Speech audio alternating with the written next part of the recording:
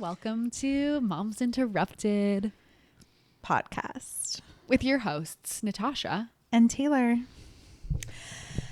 We're not going to have any technical difficulties. I'm not going to breathe loud, and Natasha is not going to sniffle the whole time. Thank you to the woman who wrote the comment that said, I really want to listen to your podcast, but the sniffling is annoying as fuck. And I said, I hear you. Now I take an allergy pill before the podcast.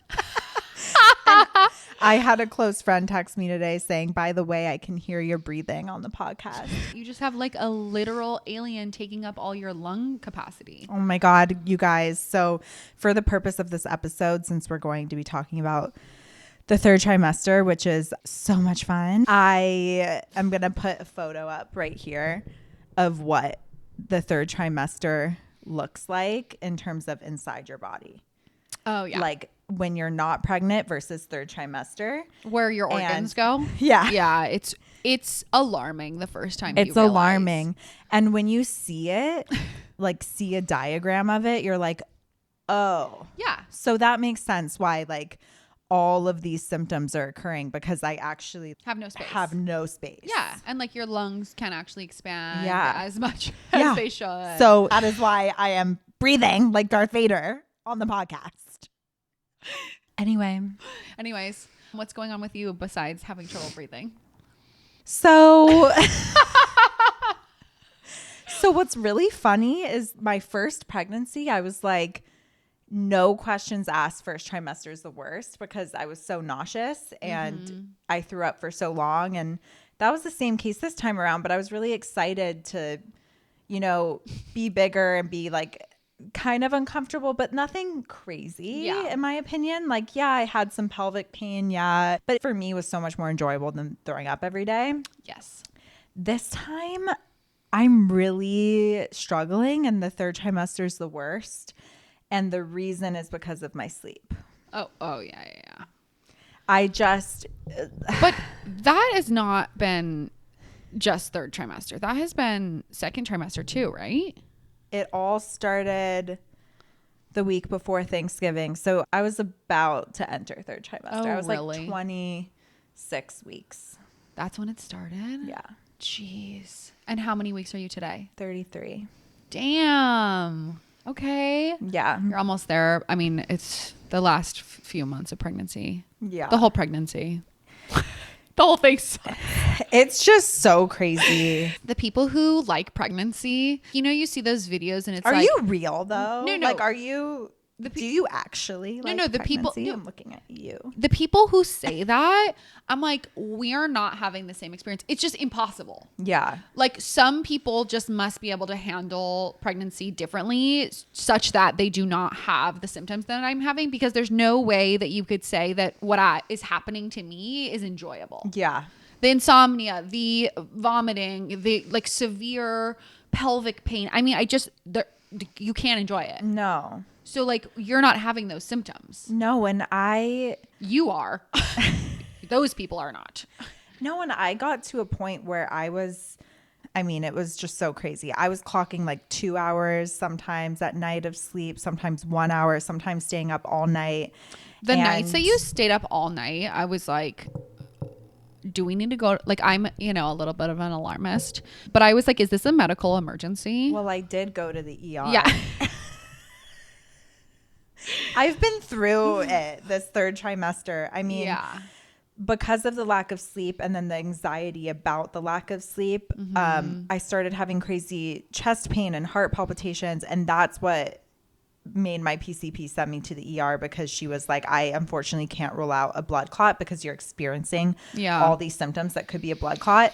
Turns out I'm just really high anxiety and low sleep. So it's been a lot of like therapy and CBTI, which is cognitive behavioral therapy for insomnia specifically, where I've learned how to navigate it. But 50% of it is just, unfortunately, pregnancy. A lot of people experience insomnia. I would say I was just experiencing it on like it's like the anxiety made it snowball into an amount of sleep that was just like not sustainable. Yeah. I mean, I couldn't even drive myself to the appointments. My husband was taking off work, driving me to the appointments. Yeah. I'm like, I don't understand how I'm supposed to function and take care of my son. Well, you can't even take care of yourself when you're in a state like that. And I don't know how you like got through it. The CBT you think was the best? That was what helped Hands the most? down. I read a book about insomnia. If anyone wants to know about it, my friend who's a therapist sent me it, and really, really cool studies out of Harvard about insomnia and about how retraining your mind through all these different techniques to view insomnia in a different way. It's interesting because I'm not used to reading books that are so clinical but focus so much on the holistic person. So I read it and was like, wow, they're talking about how like unfortunately insomnia is such a big epidemic in this country, and it's a huge problem for pregnancy. But the problem is for pregnancy, you can't just rush to the same solves that happen for you can't take anything. Yeah. So my OB, my midwife, all these different people were like, well, we could prescribe you Ambien, but the issue is we don't recommend it. Lots of risks, but not just that. It's like sleeping pills, unfortunately, only help so much. You're not supposed to be on them long term. Right. So like, well, and it's addictive. Yeah. There's so many downsides. Yeah. So like, I knew it wasn't going to be a quick fix. Like this program, you don't even start seeing results for like 6 weeks because you're retraining your body to understand that your bed is only a sleep place. So literally it's like, I'm so pregnant. I'm used to sleeping with my son. Yeah. I sleep with my son every night. Right. So we had to switch our whole family dynamic up. My husband's been sleeping with my son for 2.5 months now. Yeah. Which actually ended up being a blessing because baby's coming soon. And so we feel like we're in a good place. And that's good. My husband really stepped up during this whole time. And it was really as he great. Should. Yeah, as he should. But like good job. Yeah, the whole time I was just like, wow, I like really chose right because he was going above and beyond. Anyway, I highly recommend that book if you're struggling with insomnia because like I can't tell you the amount of people who are like, sleep hygiene. I'm like, do you know me? No. Yeah. I go to bed at 8:30 every night. I have blue light blocking glasses. I eat well. I like, what do you want from me? You're like, I exercise. You're doing all the like normal things. Like, thank you. It's like when my you're sister in your first trimester and people are like, have you tried ginger? Like, yeah, I've tried fucking ginger. Thanks. I yacked it out of my nose. The amount of times I told people I had insomnia and they're like, did you try Unisum? You're like, literally, do you think I haven't tried? No, I've just been walking around complaining about how I have insomnia and then never once like I didn't try the one pregnancy safe sleeping. Right. No, never bought it. Anyway, it's just like crazy because now I understand how crazy it can be. For pregnancy. And I was deep on Reddit being like, I'm not alone. Yeah. This happens. Usually it's, you can't get past the 5 hours of sleep. You wake up a lot at 3 a.m. You're having anxious thoughts, especially when preparing for birth, which I feel like is such a big topic in third trimester because you're like, oh shit, it's coming. This is happening. So the anxiety is so real and it's a lot more real for me this time around. But I found so much comfort in Reddit because I was like, oh my God, these women are experiencing the same thing as me and I'm not crazy. Yeah. And it helped me like eliminate the anxiety part of it and instead be like, you know what? I'm not going to get X amount of sleep, but like I'm going to be okay. Yeah. And doing that allowed me to get more sleep because I wasn't sitting up at 1 being like, I'm not sleeping. I'm not going to function tomorrow. I'm not going to do this. I'm not going to do this, which made me not sleep all night. Right. It was crazy. Yeah, I mean, that's how like anxiety works though. It's a snowball, right? And then you start feeling these symptoms. You're like, my chest is tight. I'm having heart palpitations. And then that gives you more anxiety. I mean, don't talk to me. I'm like medicated. So like I am the like anxiety girly. So like I get it because it really gets to a point where like you actually can't function. No, and it can happen really quick. And I've always had low level of what I would say like normal anxiety. Generalized anxiety. My husband would probably disagree and say I have a little higher levels. I just don't think of you as an anxious person though because you're so type B. Yeah, I do think he knows more than the average person about my anxiety. Oh yeah, for like sure. I put it out on him. Of course. Yours is like health related stuff, right? Like you're a hypochondriac? Yeah, I am a hypochondriac, but also like edginess about our son too. Yeah, like, yeah. Like that's too high. That's too this. This is like I'm yeah, a mom little stuff. could tone it down a little. Mom stuff. Yeah.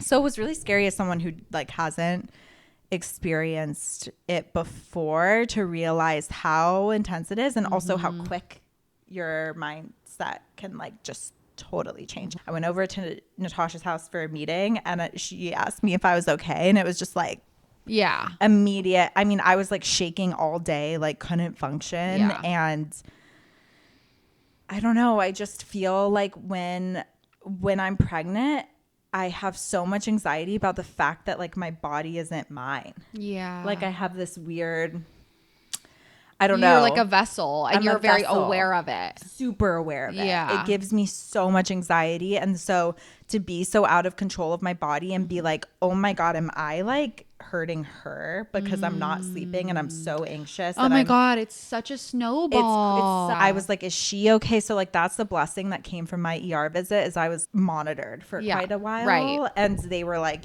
she's doing really well. I'm like, well, at least she's doing well. Right. like good for her. She's really strong. They're like, she's sounding like a 34-week-old and she's X old. I'm like, good for her. You know what? This time around, I'm like, maybe girls do suck more out of you during pregnancy. Well, and maybe the hormones are different. I don't know, because these hormones are freaking me out. Can I talk about real quick the hormones? Yeah. Because, okay, so I had a boy and then I had a girl. And when I but pregnant with the girl, I had like horrific acne. Okay, there is a in difference. the first trimester, I had horrific acne. It went away. But then now that I weaned, I'm having like literal acne on my neck, on my chest. I'm like, what did she do to me? Like, no, I do believe it's different. Like, I'm not a doctor. Say the the girls. Like I sent a picture to my friend the other day, and she's like, "Oh my God, it must not. You look so good. It must not be true that girls suck the life out of you." I'm like, it's true. No, they suck the beauty. They suck everything out of you. I was deep on Reddit about the best under eye. Yeah, corrector. Yeah. Because I'm not doing well. Yeah. My first pregnancy, like, it was hard, but towards the end, I was like, I'm big and I'm beautiful. Now I'm like, I'm big and I'm like, get this child out. Were you like, I'm big and beautiful? More beautiful than this? I don't know. Something's wrong. When I was big, I was like, I am not beautiful. I feel but I get it. When you're not sleeping, you're like, I'm horrific. I went to my midwife yesterday and she measured me and she's measuring big, which is funny because when I go into the OB, they're like, you're measuring big. You need extra ultrasounds. You need this. Like, you're going to have to get a deuce, blah, blah, blah. I went into her and she's like, good girl. You're growing great. So really quick, because even though I'm experiencing all of these, I feel like it's important for me to just read out all of the very normal symptoms of third trimester. All right, let's talk about them and let's see if the list missed any. Backaches, shortness of breath as I'm breathing really loud, heart palpitations, heartburn, constipation, veins, hemorrhoids, frequent urination, swollen feet, swollen ankles, vaginal discharge, nosebleeds. I've been having those recently. Really? Insomnia, definitely having that. Anxiety about birth, Braxton Hicks, prodromal labor. I'm the prodromal labor. What am I queen. missing?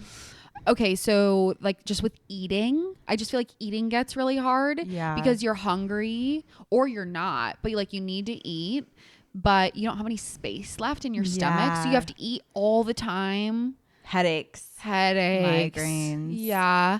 And just like always feeling like full. Acid reflux. The acid reflux is outrageous. Trying to roll over in bed. Just not being able to put your shoes on. Weird pelvic pain. Oh, I feel lightning crotch. I feel like my pelvis is falling out. I think my pelvis might fall out today. Yeah. You know, when you crack an egg and it just like comes out in the pan. Yeah. That as opposed to when it like goes up into the gravity. Shut up. Okay, so like that's what I felt like my pelvis felt like at the end. Yeah. Like an egg that has like some cracks in it, but it's feels not fragile. Yeah, but it's not like fully cracked. The egg isn't coming out yet, but Yeah. it just felt like any second I could just crack in half and the baby would come Yeah. flying out, which sort of happened. I mean, Maybe that's what'll happen for you. I do wonder, because I got a bedside ultrasound with my midwife yesterday, and her head is already like engaged. Yeah. And I'm like, okay, like the second time around, maybe when the head's engaged, it's like you just feel it. Your ligaments, everything is just like already stretched. Everything's stretched out. And I just feel like her head is just like, Mom, Yeah. I'm coming. So there was a point, the second time when I was like 37-ish, I remember it was right around my husband's birthday, which is like 10 days before I actually gave birth, where I got up and went to the bathroom and I could have sworn I felt like my bag of waters going into my vagina. Like where I was like, like it was like you know what I mean? Like when you're like, it's like coming out, and I was like, well, my water didn't break, so back to bed.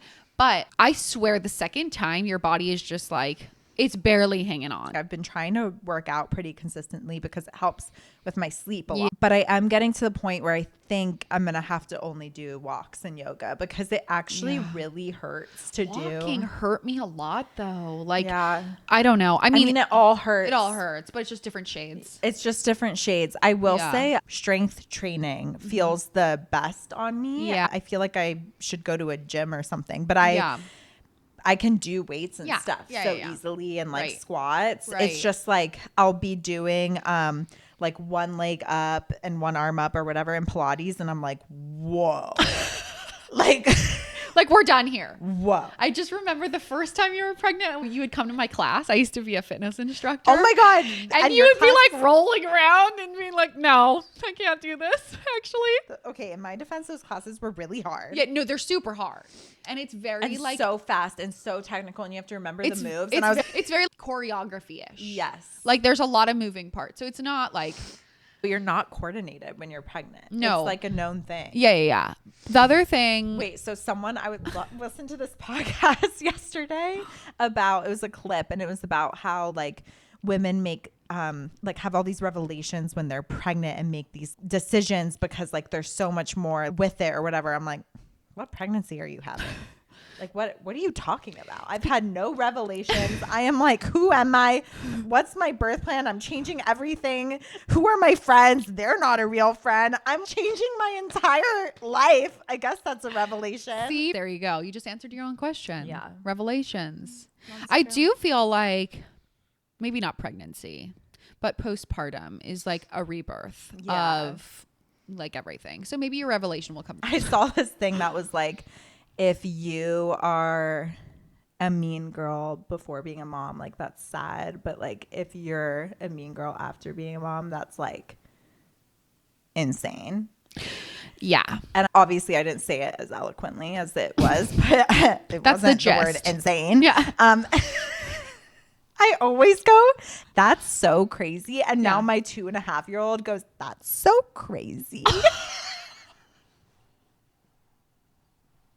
Connor's like, what? Watch what you're saying around him. Oh my God. Anyway, it's so true because when you're a mom, I feel like you just recognize we as women are up against more than you ever have before. Yeah. Like there's nothing that makes me more feminist than being a mom. Yeah. And being more pro, like whatever someone decides, whatever floats your boat. Like we just don't need women against women. Yeah. That's the gist. Yeah. Right. And that's like when women write mean things on our videos, I'm like, you don't have to be here. Yeah, totally. And if you have nothing nice to say, then move on. Yeah, I Like- just like stopped responding. She's the responder though. I don't always respond. And usually if people write mean things, I just block them. But sometimes I do get a wild hair and I'm like, oh, you want to fight? What really rattles me are the men Oh, that comment on our, why are you even looking at our page? We're called Moms Interrupted. Like you're like literally not even allowed to be here. yeah, go away. I'll never forget. Except watch our postpartum for dads episode. Yeah. Like And our snaps for dads. if it gets sent to you. Yeah. I'll never forget when I respond to some comments and there was some like old guy named Doug on our childcare episode saying like, I did XYZ and I worked full time. And I was like, thanks, Doug. And 2 months later, Taylor sends me a screenshot. She's like, thanks, Doug. It's so good. Anyways, back to third trimester. So something I did want to say is I have a lot of friends that run marathons, and I've always felt very like lazy and, you know, never that girl where after Thanksgiving I'm doing the turkey trot type thing. I've never done a marathon. You won't ever find me running unless a clown is chasing me. We have different friends. Oh my God. I have friends that do Ironmans, triathlons, all these. I'm like, go sit down on the couch. Anyway, I don't attract those people. a study was done at Duke that shows that pregnancy is the longest duration, highest energy thing that humans can do. Yeah. And so I just want all my marathon friends to know that I also have ran marathons and they were 10 months long. Yeah. When my mom was pregnant in the 90s, her doctor told her that being pregnant every day was like climbing a mountain at a very high elevation, and that she shouldn't feel bad for wanting to eat cheesecake because she's hungry, because her body is working really, really hard. Yeah. And similarly, like climbing a mountain at elevation, hard. Yeah. Running a marathon, hard. And also, when you're running your marathon, it doesn't end at the end of the day. No. It's all night too. No. And that's what people don't give credit for, I feel like. And they're like, well, everybody does it. It's like, okay, well, it's Also, still what hard. I did better this time is I felt like I recognized what I was getting into in terms of how high intense it is, pregnancy. So not a lot of people talk about like training for pregnancy, but I wasn't doing it in an intense way. I just feel like I was treating my body really well leading up to my second pregnancy, because good. I was like, whoa, I'm about to get rocked. And I just wanted to feel my best before it all fell apart. Yeah. And when you're more in shape, it's proven that it's easier through your pregnancy, through labor and delivery. It's easier on your body postpartum when you're like, If pregnancy is a marathon, what is birth? It's like Iron Man on crack. birth is like, the thing about birth is like, there's no words, but also it's like, it's relatively quick compared to pregnancy. Yeah. So it's like apples and oranges, but a really explosive orange.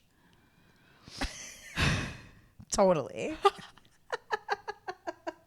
Okay, so one thing that's really come up on a lot of our questions on the podcast, and for me in general, during third trimesters, I feel like you start to think about your birth plan a lot. And because of my sleep and anxiety spiraling so much this time, I was kind of like, is my body trying to tell me something? Like, am I maybe not, this is like the spiritual side of me. I was like, am I maybe not totally thinking my birth plan through? Because I was having so much anxiety to the point where I was having really bad intrusive thoughts about my home birth. I was having intrusive thoughts about me having to transfer, and literally to the point where I was having thoughts of her not making it. Oh my God. And it was so bad because part of me was like, I'm so far along. I love my midwife. I've already done a birth center. Like, I'm a childbirth educator. I can do this. It's fine. I know the data, which that stuff is true. But also I owed it to myself to look into other options that would make me feel good on all fronts and make me kind of reconcile with these thoughts that I was having, because I couldn't just ignore them. Yeah, it wasn't something that you could just be like, well, I'll just push through and like be strong. Yeah. And like maybe that's my body telling me that this birth just requires something different, because something might happen. And like, you just never know. Right. So I am 33 weeks pregnant and still have not met the OB that I might be using. Yeah. I meet him in 2 weeks. And I just am proud of myself for like not getting set on my plan, because like my mental state when I signed up for a home birth is just very different from where I'm at now. That being said, this OB works with midwives and, you know, is a huge proponent of natural birth and women's choice in general. So like, I don't know. I felt like it was a good, happy medium. But I think like it's a big advice I would want to give to people. It's okay if you were set on something and for some reason it changes. And you know that more than anyone because you shopped around for OBs like quite a bit, your second pregnancy. And I don't know. I just think people get married to their care even if they don't like it. Yeah. And I've heard of that so much. And I just feel proud of myself for like you should. advocating for myself. And thank God my midwife is incredible and is like, what do you need from me? Like literally gave me suggestions for OBs and stuff like that. And I had a really bad experience with the OB I was seeing before as like a co-care for my labs and ultrasounds, and like during my anxiety and insomnia, they still only did like a 10-minute appointment with me and still just like Brushed it clearly off. did not care. Yeah. Clearly did not care. And pregnancy is so fragile already, and like we deserve care that like cares about us. So that same office that you went to, with my second pregnancy, I started there and I fell down the stairs and I called them and I said, like, I was okay, but I was a little bit rattled, and I fell down the stairs, and whoever took the message was like, I'll call you back. It probably like never even made it to my chart. And like, I'm not and blaming. that is what prompted me to Yeah. try out 3 different OBs before deciding. Yeah. But to your point, it's like you need to feel good about your care. Yeah. And there's so many hoops to jump through with changing care. And so it's hard. Yeah. And I understand why people are like, I don't want to deal with that. Totally. But to your point again, like sometimes it's worth it Yeah. to at least explore it. I never thought I would give birth in a hospital. Never thought I'd use an OB. And here I am. Checking it out. I just feel like I'm proud of myself for facing my fears about hospital births too, because like Right. there's a lot for me to work through with that. Yeah. And you have fears about a lot of different things. Yeah. And so exploring all of the options maybe just like relieves that Yeah, anxiety, totally. like knowing that you're seeing all of the choices. Yeah, yeah. And you have all the information. It's informed consent, Totally. informed decision making. Totally. Yeah. I also think it's cool that I'll experience something different. So a lot of people do opposite of what I'm doing. Right. They have a hospital birth. Right. And then they're like and then they do a home or birth center. Yeah. I'm literally flipping it. Right. But that's because there are things that happened in my first birth that I wish happened differently. And then also because these intrusive thoughts, something's trying to tell me something. Right. So And I've got even to if go with it. not, just to ease your anxiety, Yeah. if that's all that it ends up being, great. Totally. You know? Totally. Sometimes some things you can just push through Yeah. and some things you can't. Yeah. And that's it, it's figuring out what that line is. Yeah, yeah.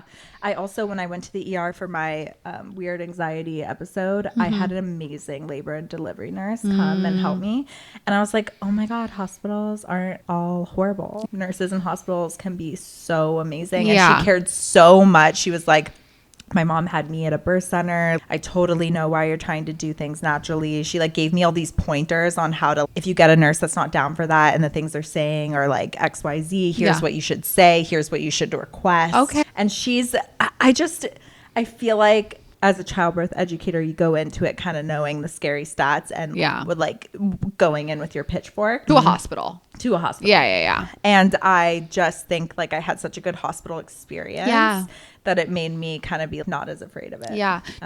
Do you know Jen Hamilton? She's Yeah. So she advocates for safe staffing, and she's a L&D nurse and she's amazing. And she is doing this whole TikTok series on what to ask your nurses and what to ask and like how to escalate things if you want to change. Right. And that stuff is important because it's your care. And, you know, we have like really high maternal mortality rates. And even if it's not life and death, like stuff still matters that's in that that range. You want to feel like you have some control over. Yeah, and just like that, like that you're heard.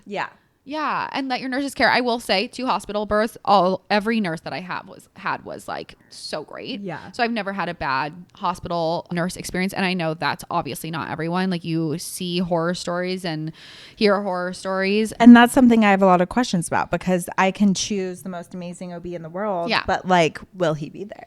Well, and the nurses are the ones that spend more time with you. Yeah. Right. I've had good experiences. I have nothing bad to say about nurses. You see all the like crazy videos that have been coming out lately. Well, on totally. Instagram. I know. And then It's scary, but also that's the stuff that gets news. Yeah. You don't see all of the other I saw this good crazy experiences. one that went viral about this woman who didn't want to get an epidural, and the nurse, did you see this one? The husband filmed it, and the nurse was literally like, this is you going against medical advice. What if you need a C-section and you don't have the epidural yet? What if you do this? And was like talking. What? I was like, what is going on here? What is this like conversation? That's this was like insane. here in America. What? Yeah. And then, I don't know. See, that's the thing. You I don't need see to go these horror stories and it ruins it. It ruins it. But also those stories need to be heard so that Right. people know how to advocate for themselves and so Right. that things change. Right. So yeah, it's a conundrum. So anyway, just don't feel crazy if you feel like you need to change your birth plan. I'm such Yeah. a proponent of it. In fact, I don't know why I'm saying birth plan. You all know I hate that word. Birth preference. It's birth preferences Birth based options. on possibilities. Yeah. Birth. So yeah. Other things to think about in third trimester. Yeah. I do feel, and tell me, we'll check in with you at the end, but I do feel with both my pregnancies, maybe not the second one as much, but with both my pregnancies, for the most part, when I got to the very end, I would push that baby out of my left nostril because you're just so done.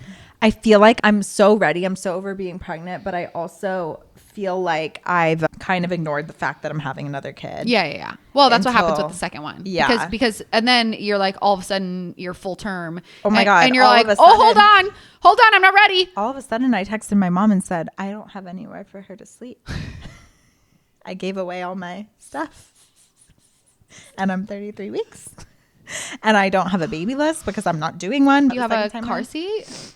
Oh, you're going to use mine. Oh, no, I don't. I'm from you. I literally last week was like, oh, I am having a baby and I like need things. So a few things, because I will say, you need so the much. second time around, it's like, no, you need nothing. I need my boobs, a car seat, something to carry them in, something for them to sleep in, but most of the time probably will be on me. Yeah. Oh, I did order a new breast pump through insurance. Oh yeah. It's good to have. Yeah. So that was something, I don't know. It's cool that they do that for each baby. Yeah. So I got a portable one because my other one's still good. I didn't use it that much the first time. So I just ordered new parts. And then I really wanted a portable one because, as you know, you're just more on the go when you have a toddler, and I have a lot of weddings. And which one did you get? I ended up getting the Mom Cozy. Nice. Yeah. Cool. I've heard good things. You'll have to let me know. Yeah, I got the cute pink newest edition. Love. Obsessed. I was just like, this is cute, and had such good reviews. Yeah. And I just feel like I've heard of so many moms loving it. Yeah. And just know with the portable wearables, you have to pump. Yeah, you have to pump longer. And I think too, it's like, you know me, I don't pump a lot. Yeah. So it's more so like, this is just like a fun thing to have when I'm traveling. And like to try out. Yeah, try out.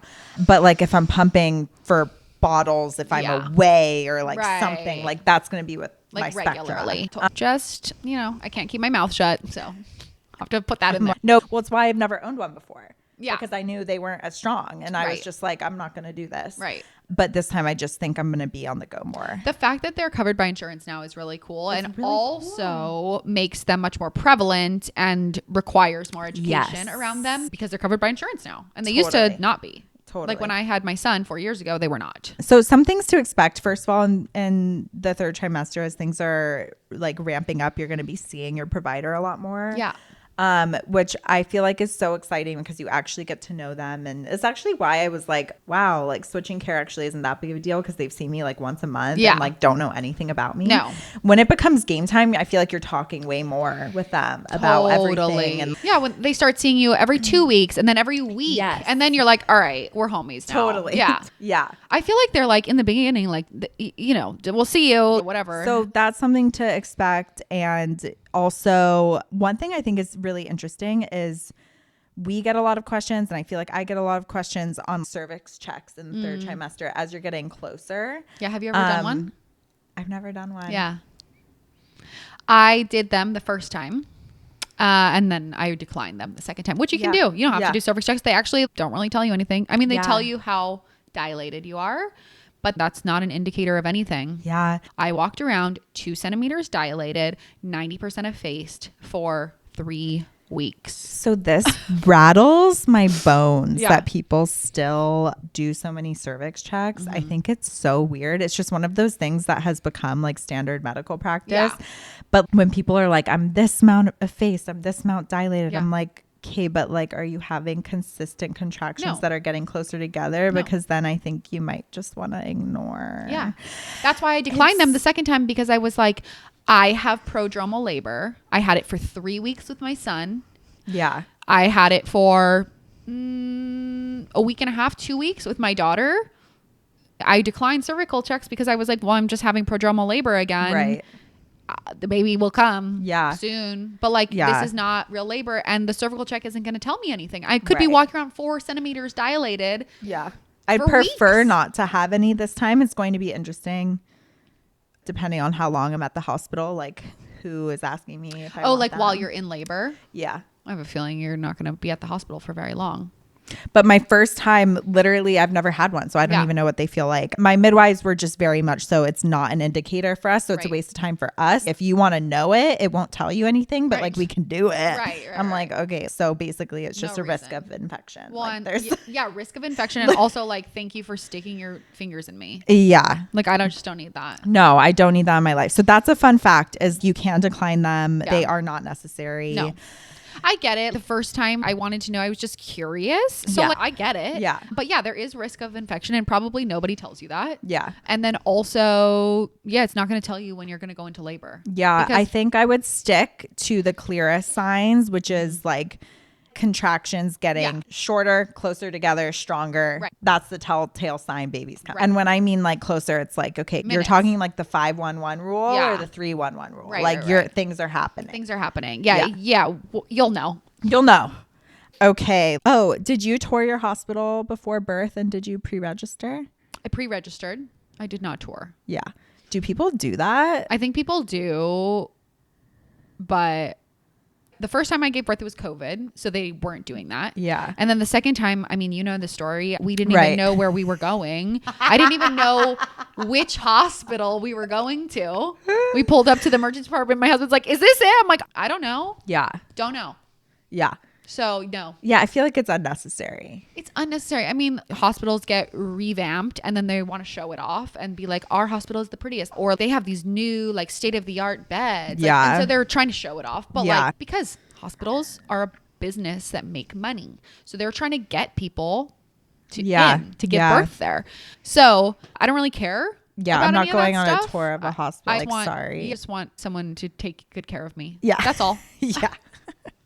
So if you could give somebody one like tidbit piece of advice for their first pregnancy going into the 3rd trimester, what would you say?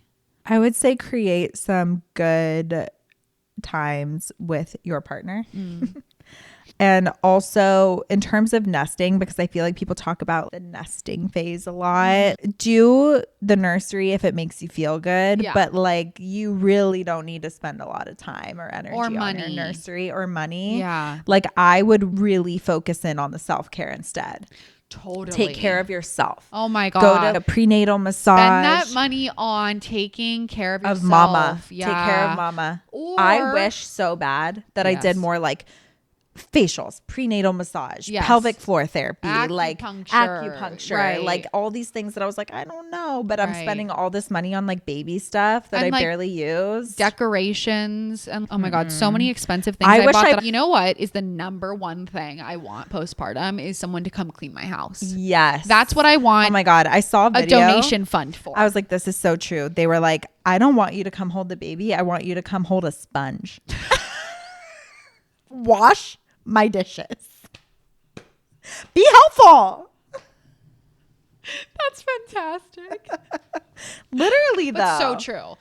Yeah. I mean, sometimes I want you to hold the baby so I Yeah. can have a minute. But Right. but yeah, that's what I want more than anything. More Yeah. than food, more than presents, more than anything. And that's something to think about in 3rd trimester. Like if you're planning a baby shower, any of these things, like, God.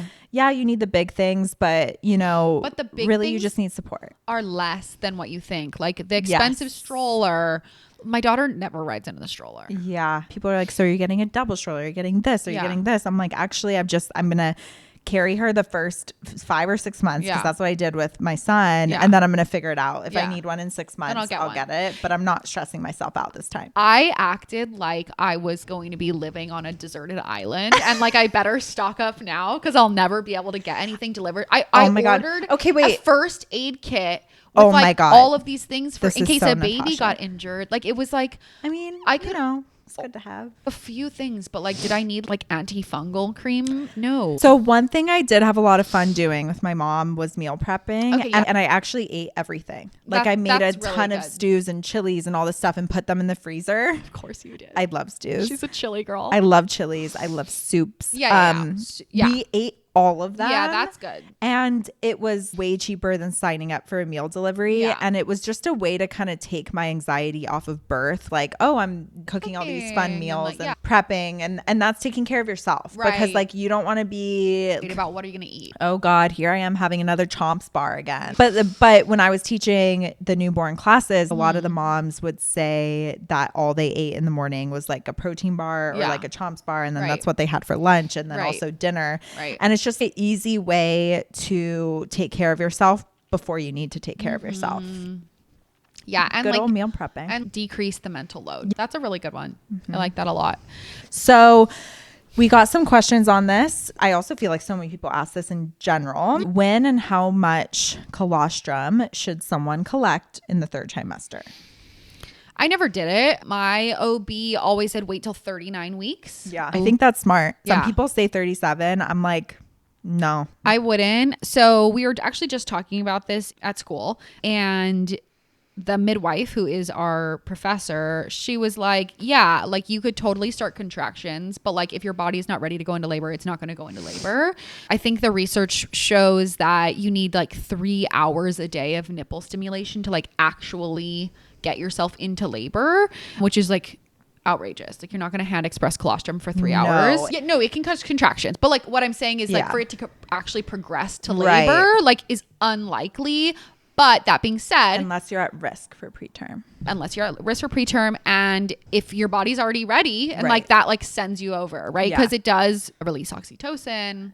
In which case, that's a fun way to induce. Yeah, great. Naturally. But again, you know, you see people doing it on TikTok, and like you should ask your doctor first, because like oh my God, my friend was in a hypnobirthing class. Yeah. And she already knew all these things. But when you're in a class and someone's like telling you to do something, like it sounds fun, you know, it's like, sure, why not? And you're curious. Yeah. Like, will I get any colostrum out? Right. She got sent to the hospital because she was having contractions. Yeah. And she was not 39 weeks. Yeah. I think she was 37 or 38 or something. Right. And it was they fine. stopped. Like it was fine. It was but totally still. fine. They stopped, but it was kind of like a whoa moment. Yeah. Because it's like, wow, this, and it was a whoa moment for me too, because I've taught that, but I've never had it happen to like my friend. Right. And I was like, this hypnobirthing coach should really know that. Reel it back. Like reel it back. Did you do it? No, I never did it. I don't know. I have mixed feelings about it. I think if you're leaking colostrum, collect. Yeah, that's amazing. Of course. Like there's a difference between like harvesting your colostrum you're leaking versus like trying to get it out. Yeah. I think that sometimes what nature already has in plan for when your colostrum comes is like probably fine. Right. Again. Like I don't think we need to optimize everything. Totally. You know? Totally. And the other thing is like people are like, well, like what if my baby needs to go to the NICU? I get that. But also at that point, you're going to be expressing colostrum for your baby. It's kind of like a cat and mouse thing, because if you're at risk for preterm labor, you shouldn't be expressing colostrum, but you're thinking you want it for the NICU because you're at risk for preterm labor. Right. So it's like this, like, I just don't, it's not recommended. It's not high risk. It's not recommended. Yeah. And also in that scenario, if you are separated from baby, you are going to be hand expressing or hooked up to a pump. So the baby can get colostrum from you regardless. Yeah. Obviously there are cases where things go awry, you know. Totally. Those are corner cases, like those are rare. So we're not even going to go there. Yeah. I think if you're nervous and you want colostrum for your baby in case something happens, in case they're jaundiced, I think the best thing to do rather than express colostrum is research, like make sure you have support for postpartum, and in the hospital, make sure IBCLCs will be on staff, make sure all these things, bring any devices you think might help. Like I just think do research about what will happen once baby comes and how you can get stuff out quicker. I think that's the number one, is like make sure there's lactation consultants on the postpartum floor at the hospital, and then set up a home visit for after you're discharged. Support. Because like I know people who hand expressed a bunch of colostrum and then never used it. Yeah. And froze it, and then like we're like, what do I do with this? Yeah. So I don't know. Well, and then your baby doesn't get it if you don't. Yeah. Yeah. And I was like, put it into a bottle. But like you said, like nature, right? The colostral phase is 3 to 5 days and then your milk matures. Right. So it's like, it's not that it's for nothing, but it's just also like, it was unnecessary. Yeah. So anyways, moving on. A friend was telling me the other day that their husband is really afraid to have sex because he's like, I'm going to hit the baby. I asked my OB about this because I have a crazy story. Oh, perfect. Because I asked as if you're like an OB or midwife and can answer that. Well, I asked my OB about it because she's also my friend. And she was like, unless you're like 7 centimeters dilated, you're not hitting the baby. Yeah. But I know somebody that had sex when they were 7 centimeters dilated. And she was like, they were hitting the baby. So then it's like, never mind. On that note, Closing it out. like I in no way want to have sex towards the end. But like the minute I'm like 39 weeks, if this baby isn't out yet, You got to do all the things. I'm going to have sex. Good. Happy for you. I'm going to have sex. Clearly, I'm not having it now, or else I wouldn't be like announcing this. Sorry to my husband. And your mom for listening. One more thing I will say in the 3rd trimester, just as you're getting closer, I highly recommend doing, like we talk about this in childbirth education a lot, look up the different spinning babies techniques to get your baby into a good position. They're starting to implement spinning babies into a lot of hospitals because it's just proven that it really can help your baby settle in deeper and in the correct position, face the right way. Yeah. So the key ones that I've been doing every single day religiously are cat and cow, super easy, doesn't take a lot of time, windshield wipers and deep squats, and then lunges with like your right foot forward or left foot forward. It's so easy. I also recommend looking up the spinning babies forward leaning inversion if you have pelvic pain, because that really helps release, gives baby more room to move. The only reason you wouldn't want to do that is if you have a baby that was in breech and then flipped back and you're trying to keep it in the correct position. Doing forward leaning inversions, the baby could go back. Oh my God.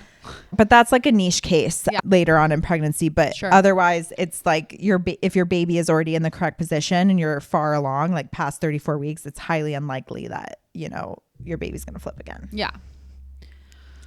Good stuff. But that's something they check a lot in 3rd trimester is, you know, is baby still in head correct down position, head down. So they're going to be doing that. And then the GBS test. But other than that, GBS test is just a nice old Q-tip to the ass. I really hope I'm not positive. I was positive. But then didn't have to be hooked up to antibiotics because you didn't make it. And then all was fine. But there's risk. Yeah. Yeah. So they wanted to keep me in the hospital that I've heard a lot longer. about lately is that I followed this certified nurse midwife who was talking about how your GBS positive or negative state can change. Yeah. A lot. I didn't have it the first time. No. It can change through your same pregnancy. Yeah. So you could be put on antibiotics, but not even have it anymore by the time you are giving birth. So I didn't know that. Yeah. There's so much I didn't know about GBS until this time around because I was just looking it up and I was curious. Yeah. But that's a subject for another day. Yeah. It's just very interesting because there are things you can do and like ways it can change and then you can test again. And I was like, I didn't freaking know any of this. Yeah. Interesting. I knew you could get it like some pregnancies and then not. And right. Like, it changes. I knew that. But I just didn't know it changed within the same pregnancy. Yeah, interesting. And so like you can test positive, but then like in a couple weeks not be positive, which is like really weird. That is weird, but I guess it's the way the body works. Yeah. Well, on that note, let us know how that Q-tip situation goes. Yeah, 3rd trimester is hard. It's not for the weak. It's like running a marathon. Yeah. It's just so beyond crazy and I won't ever be doing it again. And so like congratulations to myself. Congratulations to you. Yeah. Because doing it even twice, even once, it's so much. So it's a congratulations to everyone who's done it. Yeah. You got this. The last like 6 weeks of pregnancy. I'd rather be doing birth than doing this. So let's do it. 33. Okay. So you probably got like 5 more weeks. Yeah. 6 if he months. comes, if 5, if she comes when he did. Okay. 5, because 38. Yeah. So we'll see. I've been telling everyone this second pregnancy, they're like, when's your due date? I'm like, end of Feb. Yeah. I have a March due date. I'm like, I'm manifesting it. Yeah, He's yeah, not yeah. coming in March. No, you're like, I don't have a absolutely March not. due date. No. Okay, she's yawning at me. We're going to go. Thanks so much for listening. Y'all, next time. Yeah, see you all next time. If you're having any birth anxiety or trying to change your birth plan or need help with your birth plan, I'm your girl. I'll help you. We'll go through it together. Yep. See you next time. Bye. Bye.